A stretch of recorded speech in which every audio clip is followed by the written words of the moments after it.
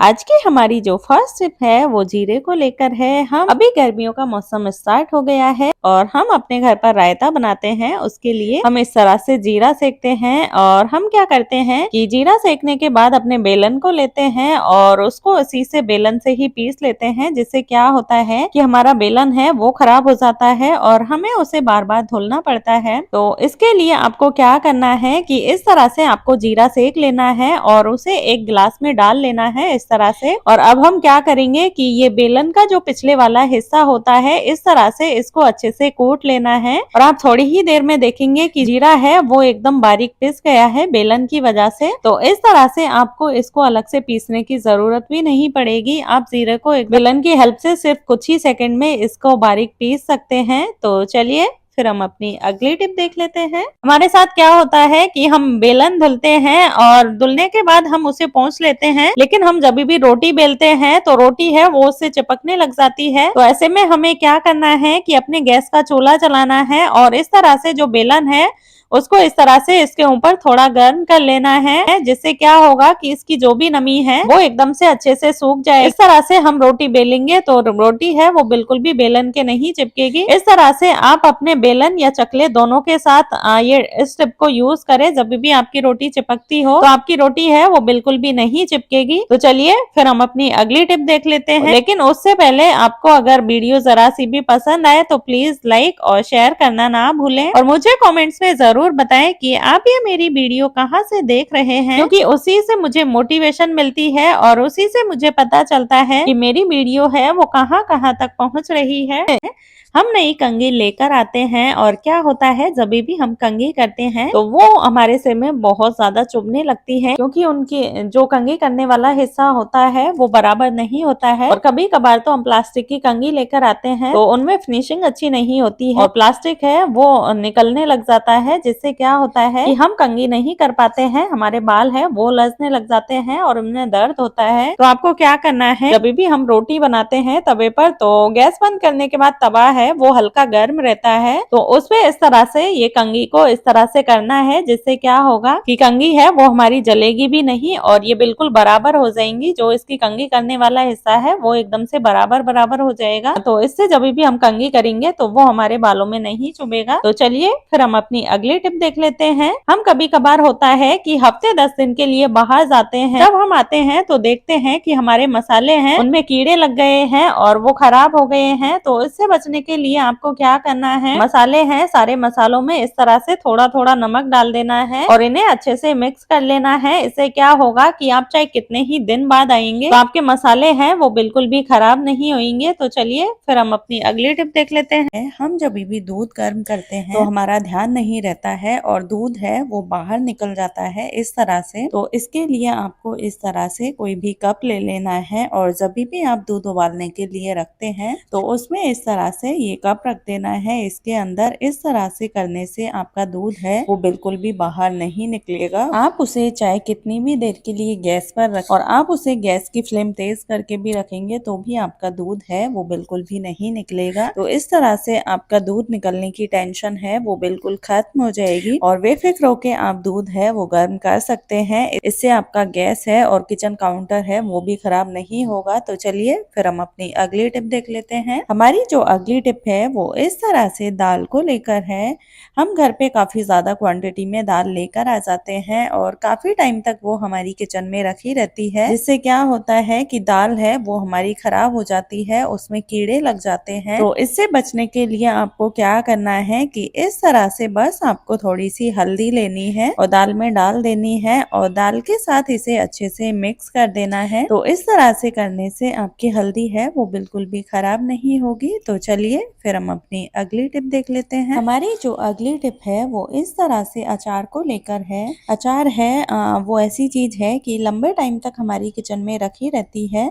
हम एक साथ काफी सारा अचार बना लेते हैं और क्या होता है कि थोड़े ही टाइम के बाद हम देखते हैं कि हमारा अचार है वो खराब हो गया है, उसमें फफूंद लग गई है, तो इसके लिए आपको इस तरह से कोई भी विनेगर ले लेना है और बस आपको थोड़ा सा विनेगर है वो अचार में इस तरह से डाल देना है। एकदम बहुत ही थोड़ा सा विनेगर लेना है और बस ये विनेगर है उसको अचार के साथ अच्छे से मिक्स कर लेना है। विनेगर डालने से आपका अचार है वो चाहे कितने ही लंबे टाइम तक रखा रहे वो बिल्कुल भी खराब नहीं होगा। तो इस तरह से आप भी अपने अचार को लंबे टाइम तक खराब होने से बचा सकते हैं। तो चलिए फिर हम अपनी अगली टिप देख लेते हैं। हमारी जो अगली टिप है वो दिए को लेकर है। जब भी हम दिया जलाते हैं तो उसमें ऑयल डाल के दिया जलाते हैं, लेकिन कभी कभार ऐसा हो जाता है कि आपके पास ऑयल ही नहीं है, कोई भी तेल ही नहीं है। तो ऐसा हम क्या करें कि हम बिना तेल के भी दिया जला पाए। तो इसके लिए आपको इस तरह से वैसलीन ले लेनी है और थोड़ी सी वैसलीन है वो इसमें इस तरह से डाल देनी है दिए के अंदर। ये जो बाती बनाई है इस पे भी वैसलीन है वो इसके ऊपर अच्छे से लगा देनी है और बस अब हमें इसे जलाएंगे। तो यहाँ पर आप देख सकते हैं कि जैसे हमारा दिया जलता है वैसे ही वैसलीन के साथ दिया है वो हम जला कर दिखाएंगे। आप इस तरह से भी दिया में वैसलीन डाल के दिया है वो जला सकते हैं। तो चलिए फिर हम अपनी अगली टिप देख लेते हैं।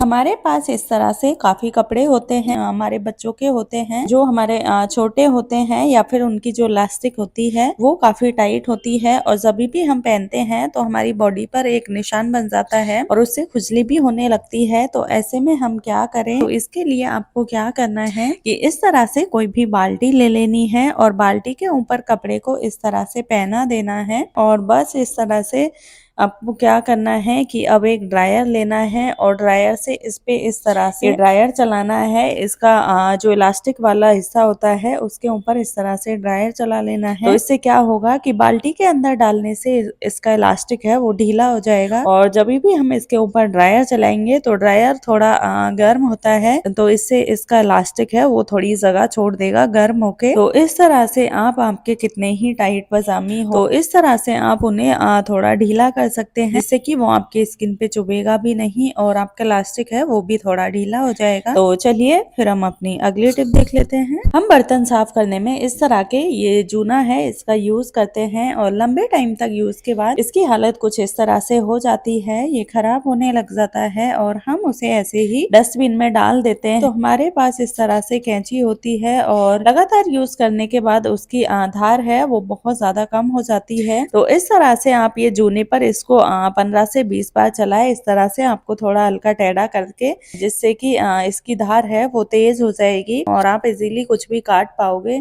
तो इस तरह से आप ये जूने पर ये कैंची को चलाकर आप इसकी धार है वो तेज कर सकते हैं। हमारी जो अगली टिप है वो नेल पेंट को लेकर है। हम नेल पेंट लगाते हैं और क्या होता है कि हमें नेल पेंट हटानी होती है, लेकिन कभी कभार क्या होता है कि हमारे पास नेल पेंट रिमूवर नहीं होता है, वो खत्म हो जाता है और हमें नेल पेंट को निकालने में बहुत ज्यादा दिक्कत होती है। तो इसको निकालने के लिए आपको क्या करना है कि आपको इस तरह से सिंपली कोई भी नेल पेंट ले लेनी है, जो खराब हो गई हो वो भी आप नेल पेंट ले सकते हैं और इस तरह से जो नेल पेंट लगी हुई है उसके ऊपर इस तरह से आपको इसको अच्छे से लगा देना है। 1 से 2 लेयर में अच्छे से इसको लगा देना है और बस आपको 1 सेकंड के लिए इसे छोड़ना है, इसे सुखाना बिल्कुल भी नहीं है, हमें इसे गीला ही निकालना है। फिर कोई कपड़े से लेकर इसको नाखून के ऊपर से नेल पेंट है इसको साफ कर देना है इस तरह से। तो यहाँ पर आप देख सकते हैं कि नेल पेंट है वो सिर्फ कुछ ही सेकंड में एकदम अच्छे से निकल गई है। तो इस तरह से आप इमरजेंसी में नेल पेंट हटा सकते हैं जब आपके पास नेल पेंट रिमूवर नहीं हो। तो चलिए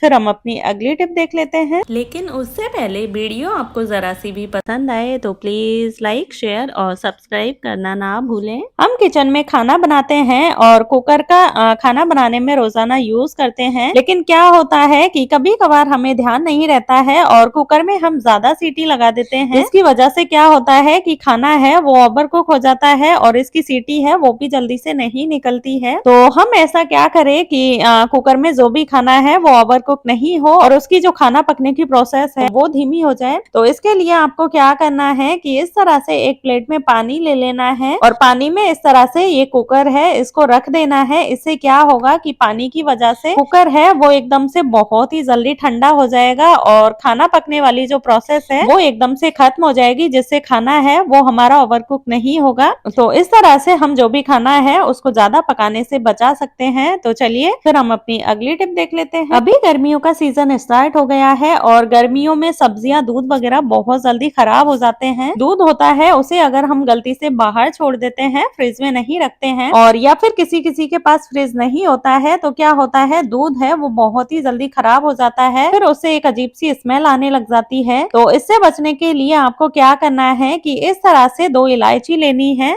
इलायची आप आपके दूध की क्वांटिटी के हिसाब से बढ़ा सकते हैं। तो बस इलायची लेनी है और दूध में इस तरह से डाल देनी है। तो इससे क्या होगा कि आपका दूध है वो बिल्कुल भी खराब नहीं होगा और ना ही उससे कोई भी स्मेल आएगी। तो चलिए फिर हम अपनी अगली टिप देख लेते हैं। लेकिन उससे पहले आपने अभी तक मेरे चैनल को सब्सक्राइब नहीं किया है तो प्लीज उसे सब्सक्राइब कर दीजिए, जिससे कि मुझे मोटिवेशन मिलती रहे और मैं आपके लिए इसी तरह की यूजफुल वीडियो लेकर आती रहूं। हमारे घर में हम नेल कटर है वो काफी यूज करते हैं और लंबे टाइम तक यूज करने की वजह से क्या होता है कि नेल कटर होती है काम करना बंद कर देती है और वो अच्छे से काम नहीं करती है। तो इसके लिए आपको क्या करना है, हमारे पास जो मेडिसिन के रैपर होते हैं जो हमारे कुछ भी काम में नहीं आते हैं, जो मेडिसिन एक्सपायर हो गई होती है, तो उनके रैपर लेने हैं और इस तरह से उनको कट करना है। इनको इस तरह से 10 से 12 बार इस तरह से कट करना है, जिससे क्या होगा कि नेल कटर की जो ब्लेड है वो शार्प हो जाएगी और आपकी नेल कटर एकदम फिर से अच्छे से काम करने लगेगी। तो चलिए फिर हम अपनी अगली टिप देख लेते हैं। हमारी जो अगली टिप है वो कॉफी पाउडर को लेकर है। हम जब भी कॉफी यूज करते हैं तो बचे हुए पाउडर को इसी तरह से हम छोड़ देते हैं और जब हम उसे लंबे टाइम तक यूज नहीं करते हैं तो क्या होता है कि गर्मियों के मौसम में जो कॉफी पाउडर है वो उसके अंदर जम जाता है और फिर वो हमारे कुछ भी काम की नहीं रहती है। तो ऐसे में हम क्या करें, तो हमें बस सिंपली कुछ चीनी के दाने ले लेने हैं और कॉफी के अंदर इस तरह से डाल के इसको अच्छे से मिक्स कर लेना है और इसका ढक्कन बंद कर देना है। ऐसा करने से आपका कॉफी पाउडर है वो कभी भी नहीं जमेगा। तो चलिए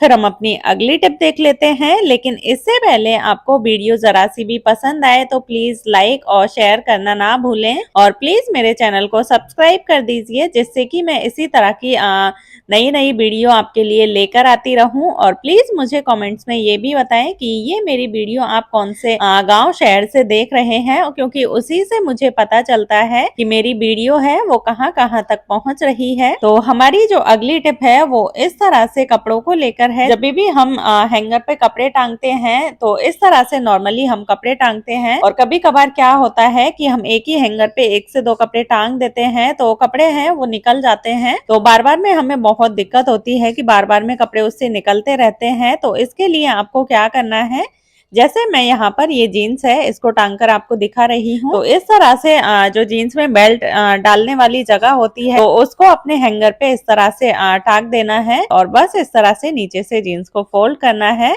तो इस तरह से आप हैंगर को कितना भी हिलाएंगे, कुछ भी करेंगे तो भी आपकी जीन्स है वो बिल्कुल भी नहीं निकलेगी। और इसी तरह से इसमें और भी कपड़े रख सकते हैं। एक हैंगर में 3 से 4 कपड़े आप रख सकते हैं बहुत ही आसानी से। तो चलिए फिर हम अपनी अगली टिप देख लेते हैं। हमारी जो अगली टिप है वो इस तरह से ये नेट को लेकर है। हम मार्केट से फ्रूट्स वगैरह लेकर आते हैं, जैसे एप्पल लेके आते हैं या फिर कुछ भी फ्रूट्स लेके आते हैं, तो उनके साथ इस तरह का ये नेट आता है और ये हमारे कुछ भी काम में नहीं आता है। हम इसे ऐसे ही डस्टबिन में फेंक देते हैं और हमारे घर पे इस तरह से काफी सारे नेट है वो इकट्ठे हो जाते हैं। तो इनका आप बहुत ही अच्छा यूज कर सकते हैं। जैसे हम नहाने में काम में लेने के लिए लोफा यूज करते हैं, तो आप ये नेट को जैसे 3 से 4 नेट है उनको एक साथ रख और एक धागे से बांध सकते हैं बीच से और आप इसे एज ए लोफा यूज कर सकते हैं, जिससे आपको मार्केट से लोफा लाने की जरूरत भी नहीं पड़ेगी। तो चलिए फिर हम अपनी अगली टिप देख लेते हैं। हमारे पास इस तरह से ये मेडिसिन के खाली रैपर होते हैं जो हमारे घर में यूं ही पड़े रहते हैं।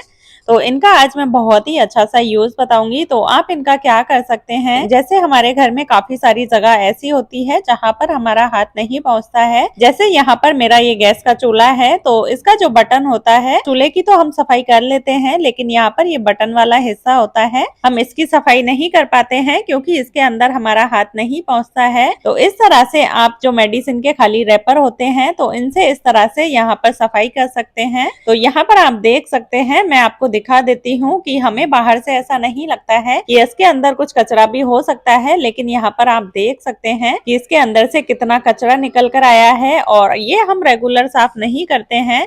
तो यहाँ पर ये बटन है, ये भी कभी कभार जाम हो जाता है और ये अच्छे से काम नहीं करता है। तो इस तरह से ये मेडिसिन के खाली रैपर का आप बहुत ही अच्छा सा यूज कर सकते हैं। तो इस तरह से हमारे घर में भी काफी जगह होती है, जैसे टाइल्स वगैरह के कॉर्नर होते हैं, तो वहां पर भी इनसे सफाई कर सकते हैं बहुत ही आसानी से। तो चलिए फिर हम अपनी अगली टिप देख लेते हैं। हमारी जो अगली टिप है वो भी गैस के चूल्हे को लेकर है। हम रोजाना चूल्हे पर खाना बनाते हैं और अक्सर हमारे साथ होता है कि जो ऑयल होता है वो चूल्हे के ऊपर गिर जाता है और जब भी हम उसे कपड़े से साफ करते हैं, क्योंकि हम किचन के टॉवल रखते हैं साफ करने के लिए, लेकिन हम जब भी साफ करते हैं तो उनपे तेल का निशान है वो लग जाता है और वो जल्दी से निकलता नहीं है। तेल का निशान होता है वो कपड़े को धुलने पर भी नहीं निकलता है और कपड़ा है वो हमारा देखने में भी बहुत ही ज्यादा गंदा लगता है और वो तेल का अगर निशान उस पर रह जाता है तो वो गंदा भी जल्दी हो जाता है। तो इसके लिए आप क्या करें, पाउडर ले लेना है। जो भी आपके घर में अगर कोई पाउडर एक्सपायर हो गया हो तो वो भी आप ले सकते हैं। तो इस तरह से आपको पाउडर है वो चूल्हे के ऊपर इस तरह से डाल देना है। इससे क्या होगा कि पाउडर है वो जो भी चूल्हे के ऊपर ऑयल है उसको सोख लेगा और बस इसके बाद आपको इस तरह से नॉर्मल कोई भी कपड़े से इसको साफ कर लेना। तो इससे ये होगा कि ये एकदम अच्छे से साफ हो जाएगा और यहाँ पर कोई भी ऑयल की चिकनाई है वो बिल्कुल भी नहीं रहेगी। तो इस तरह से आप साफ कर सकते हैं। तो पाउडर की जगह आप आटा भी यहाँ पर डाल सकते हैं, वो भी ऑयल को अच्छे से सोख लेता है। तो इस तरह से आप आपके गैस को क्लीन कर सकते हैं। तो यहाँ पर आप देख सकते हैं कि हमारे चूल्हे के ऊपर ऑयल का निशान नहीं है या फिर कुछ भी चिकनाई नहीं है। हम हमारे घर पर इस तरह के ये रबर बैंड है वो यूज करते हैं। बच्चों की जब चोटी बनाते हैं तो हम इसी तरह के रबर बैंड यूज करते हैं और हमारे पास भी काफी सारे रबर बैंड होते हैं जो हम रोजाना यूज करते हैं। लेकिन क्या होता है कि थोड़े टाइम के यूज के बाद ही उनकी हालत कुछ इस तरह से हो जाती है। जो भी हमारे रबर बैंड होते हैं वो ढीले हो जाते हैं, उनका इलास्टिक है वो ढीला हो जाता है और वो हमारे कुछ भी काम के नहीं रहते हैं और हम उन्हें ऐसे ही फेंक देते हैं। तो आप भी चाहते हैं कि आपके रबर बैंड है वो कभी भी खराब नहीं हो या फिर ढीले नहीं हो, या फिर जो रबर बैंड आपके ढीले हो गए हैं तो उनको आप कैसे सही कर सकते हैं। जैसे आप नए रबर बैंड लेकर आते हैं तो वैसे शेप में हम कैसे ला सकते हैं। तो इसके लिए आपको क्या करना है, जो भी आपके रबर बैंड है जो ढीले हो गए हैं तो वो ले लेने हैं और इस तरह से बस एक कटोरे में आपको पानी लेना है। आपको एक चीज का ध्यान रखना है कि पानी है वो एकदम उबलता हुआ होना चाहिए और जो भी आपके रबर बैंड है वो इसमें डाल देने हैं गर्म पानी के अंदर। बस इन्हें कुछ सेकंड के लिए इसमें ऐसे ही छोड़ देना है गर्म पानी में और थोड़ी ही देर में आप देखोगे कि जो आपके रबर बैंड है जो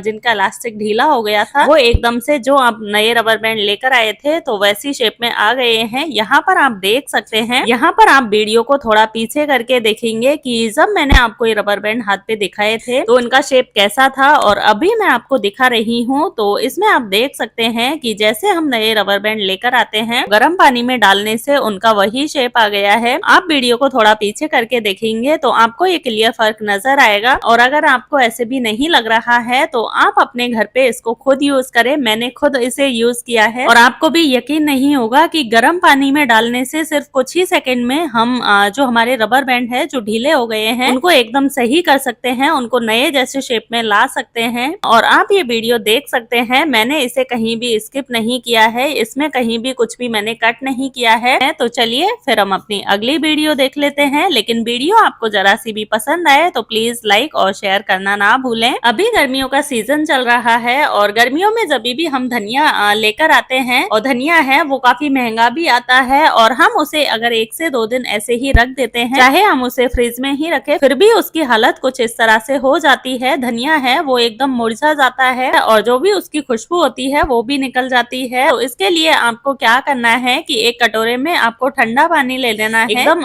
जो फ्रीजर में रखा हुआ पानी होता है वो लेना है। अगर आपके पास ठंडा पानी नहीं है तो पानी में आप कुछ आइस क्यूब्स भी डाल सकते हैं, मतलब हमें एकदम चिल्ड वाटर लेना है जो एकदम ठंडा पानी होता है वो। और बस आपको ये हरा धनिया है इसको बस जो भी ठंडा पानी है उसमें बस 15 मिनट के लिए आपको इसी तरह से छोड़ देना है और 15 मिनट बाद ही आप देखोगे कि आपका धनिया है वो एकदम से फ्रेश हो गया है, एकदम आपको लगेगा ही नहीं कि ये 2 से 3 दिन पुराना धनिया है, वो आपको एकदम फ्रेश लगेगा जैसे कि हम आज ही इसको लेकर आए हैं। तो चलिए फिर हम अपनी अगली टिप देख लेते हैं। वीडियो पसंद आए तो प्लीज लाइक और शेयर करें, और चैनल पर अगर नए आए हैं तो चैनल को सब्सक्राइब करें, और प्लीज मुझे कमेंट्स में ये भी बताएं कि आप मेरी वीडियो कौन से शहर या फिर कौन से गांव से देख रहे हैं, क्योंकि उसी से मुझे मोटिवेशन मिलती है और मुझे बहुत खुशी होती है कि आप मेरी वीडियो है वो इतनी दूर दूर से देख रहे हैं। तो हमारी जो अगली टिप है वो लहसुन को लेकर है।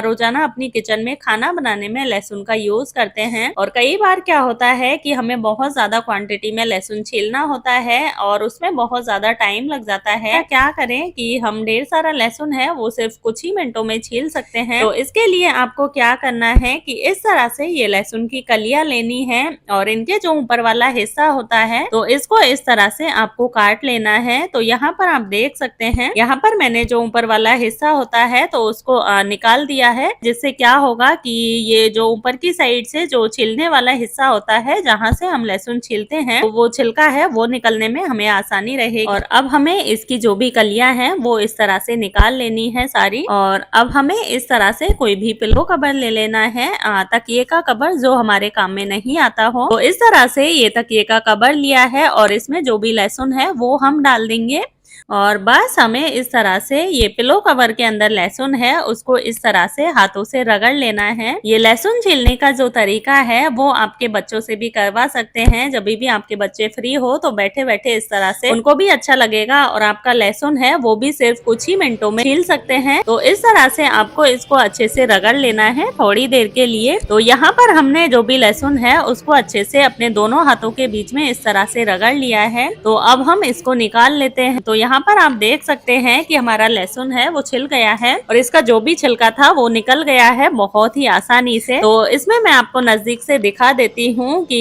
लहसुन है वो अच्छे से छिल गया है, और इसमें सिर्फ 1 से 2 कलियां हैं वो नहीं छिली है। तो जो भी सिर्फ 1 से 2 कलियां हैं तो उनका भी हम छिलका निकाल लेंगे। तो इस तरह से आप सिर्फ कुछ ही मिनटों में ढेरों लहसुन है वो छील सकते हैं। तो चलिए फिर हम अपनी अगली टिप देख लेते हैं। वीडियो जरा सी भी पसंद आए तो प्लीज लाइक और शेयर करना ना भूलें। यहाँ पर हमने ये 1 कटोरी में थोड़ा दूध लिया है। हमें यहाँ पर ठंडे दूध का ही यूज करना है, और अगर हो सके तो आप जो रॉ मिल्क होता है, कच्चा दूध होता है, तो उसका यूज करेंगे तो ये आपके लिए और भी ज्यादा अच्छा रहेगा। तो आपको इस तरह से थोड़ा दूध ले लेना है, और इसके बाद हम एक और चीज का इसमें यूज करेंगे। तो वो क्या है, तो यहाँ पर मैंने ये कोलगेट ली है। आप इसकी जगह कोई भी कोलगेट ले सकते हैं। तो थोड़ी सी कोलगेट लेंगे और दूध में इसको अच्छे से मिक्स करेंगे। कोलगेट को मिक्स होने में थोड़ा टाइम लगता है, तो हमें इसे अच्छे से मिक्स कर लेना है इस तरह से। तो अब हम क्या करेंगे कि अभी गर्मियों का सीजन स्टार्ट हो गया है, और गर्मियों में धूप बहुत ज्यादा तेज होती है, और जब भी हम बाहर जाते हैं कहीं भी धूप में निकलते हैं तो हमारी बॉडी पर टैनिंग हो जाती है बहुत ही ज्यादा, जिससे हमारा फेस है वो डल लगने लग जाता है और हमारी बॉडी है वो काली हो जाती है। तो इसके लिए आपको इस तरह से आपको ये दूध और जो हमने कोलगेट का पैक तैयार किया है तो ये लेना है, और इस तरह से आपको हल्के हाथों से मसाज करनी है। तो यहाँ पर मैं आपको अपने हाथ पर ये करके दिखा रही हूँ। आप इसे अपने हाथ, पैर, फेस पे, नेक पे और पूरी बॉडी पर इसे लगा सकते हैं। तो इस तरह से बस आपको 1 मिनट के लिए इस तरह से अच्छे से मसाज कर लेनी है। तो यहाँ पर आप देख सकते हैं कि हमने अपने हाथ पर इसको अच्छे से मसाज कर लिया है। तो अब मैं इसको आपको वॉश करके दिखा देती हूँ। तो यहाँ पर आप देख सकते हैं कि मेरा हाथ है वो एकदम से क्लियर हो गया है, पहले से कितना ज्यादा साफ हो गया है। तो इस तरह से आप भी दूध और कोलगेट की हेल्प से आपके फेस पे, बॉडी पे कितनी भी ज्यादा टैनिंग हो रखी हो तो उसको रिमूव कर सकते हैं। इस तरह से आप ये हफ्ते में 1 से 2 बार करेंगे तो आपकी बॉडी पे टैनिंग है वो बिल्कुल भी नहीं रहेगी, और जो भी टैनिंग हो रखी है तो वो भी अच्छे से निकल जाएगी। हम हम जब भी सिंदूर लगाते हैं तो इस तरह से लगाते हैं। बस नॉर्मली सिंदूर लिया और इसे इस तरह से मांग में लगा लेते हैं, जिससे क्या होता है, क्योंकि अभी गर्मियां स्टार्ट हो गई है और हमारे बहुत ज्यादा पसीने आते हैं, तो क्या होता है कि जब भी पसीने आते हैं तो सिंदूर है वो पसीने के साथ बह जाता है और वो हमारे पूरे फेस पे फैल जाता है, जिससे वो देखने में अच्छा भी नहीं लगता है और हमारा सिंदूर है वो भी खराब हो जाता है। तो इसके लिए आपको क्या करना है कि आपका सिंदूर है वो बिल्कुल भी नहीं निकले, तो इस तरह से आपको सबसे पहले वैसलीन लेनी है और जहाँ भी आप सिंदूर लगाते हैं तो वहाँ पर इस तरह से ये वैसलीन है, ये मैं आपको अपने हाथ पर लगा कर दिखा रही हूँ। तो इस तरह से वहाँ पर वैसलीन लगा लेनी है और बस उसके ऊपर इस तरह से ये सिंदूर लगा लेना है। तो ऐसा करने से पहली बात तो सिंदूर है वो पसीने के साथ बिल्कुल भी नहीं बहेगा और दूसरी चीज कि आप कितना ही हाथ लगाएंगे, जैसे गलती से हमारा हाथ लग जाता है तो अगर हम वैसलीन नहीं लगाएंगे तो हमारा सिंदूर निकल जाएगा, लेकिन इस तरह से लगाने से आप चाहे कितना ही हाथ लगाएंगे रगड़ेंगे